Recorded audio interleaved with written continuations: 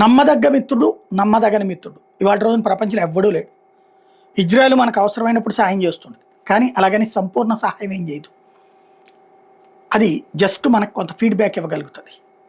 Russia అంతే. మనకు మంచి మిత్రుడే. అలాగని చెప్పి మన దేశం బాగుపడుతున్నప్పుడు మనల్ని దెబ్బ కొట్టడానికి పనిచేసినటువంటి అమెరికా మనకి మంచి మిత్రుడే. మన వాళ్ళు బోలెడంతమంది అక్కడ ఉపాధి కూడా పొందుతుంటారు. అలాగని మనం దాన్ని నమ్మలేం. ఎవరి స్వార్థం వాళ్ళది. మన దేశపు స్వార్థం మనకు ఉండాలి.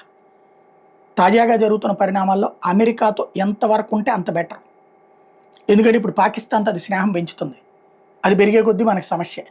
మన దేశంలో తీవ్రవాదాన్ని రేపు పొద్దున్నది కాశ్మీర్ వేర్పాటువాదం అని మళ్ళీ వీళ్ళు బిగించేస్తారు. అట్లా పాకిస్తాన్ కోసం ఎంతకైనా తెగిస్తుంది అమెరికా. ఎందుకంటే 8-9 దేశాల పక్కన ఉంది, మధ్యలో ఉంది పాకిస్తాన్. 8-9 దేశాలకి అది జంక్షన్ పాయింట్. కాబట్టి అది ఎప్పటికీ పాకిస్తాన్ అమెరికాకు కావాలి. ఇంకోటి అక్కడ పపెట్ గవర్నమెంట్స్నే ఉంచుతుంది. ఎప్పుడు స్థిరమైన గవర్నమెంట్ ఉంచదు. ఎప్పుడు సైనికాధికారులే అక్కడ నడిపించాలి. అప్పుడు ఆ సైనికాధికారులు వీళ్ళ చెప్పు చేతల్లో ఉంటే చాలు. ఆ సైనికాధికారుల కుటుంబానికి రాచి మర్యాదలు అమెరికాలో జరుగుతాయి. ఉద్యోగం కావాలంటే ఉద్యోగం, చదువు కావాలంటే చదువు, ఏమైనా చేసుకోవచ్చు. తద్వారా వాళ్ళని అక్కడ ఉంచి వాళ్ళ చేత ఇక్కడ పని చేయించుకుంటారు. వీళ్ళకి పాకిస్తాన్ మీద ప్రేమ కంటే కూడా అమెరికాతో సంబంధాలు వ్యక్తిగతంగా మెరుగుపరచుకోవడం ఇష్టం. అదే చేసి పెడతారు. కాబట్టి అలాంటి దగుల్బాజీ దేశం పాకిస్తాన్ పక్కన ఉన్నాం కాబట్టి మనం అమెరికాతో జాగ్రత్తగా ఉండాలి.